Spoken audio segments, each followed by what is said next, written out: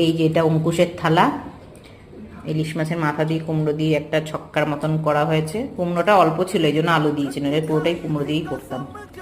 আর এটা হলো মাছ, ইলিশ মাছের তেল ঝালের মতন। সাইজটা বুঝতে পারছো তোমরা? কিন্তু খারাপ হয়নি। আর ভাতটা আজকে একটু শক্ত হয়ে গেছে, ভালোই শক্ত হয়ে গেছে। এটা আমার ভাতের থালা, কড়াই কুড়াই কাচি কুচি নিয়ে এসে বসেছি। চলো ওদেরকে মাছটা দিয়ে নিই। একটু পরে দাও। হ্যাঁ, তোকে মাছ তো দেবো না, দিদির খাওয়া হয়ে গেছে।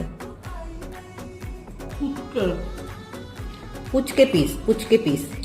কিন্তু খারাপ লাগে না জানো তো, এই মাছগুলোকে খোকা ইলিশ মনে হয় বলে। যাই হোক, আমার তো বলতে নেই, আমার একটা সেন্ট বেরোয়। বড় ইলিশগুলোর এখন আর কোনো সেন্ট নেই।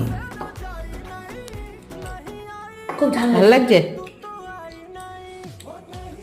বল, কিছু রিয়াকশন দে।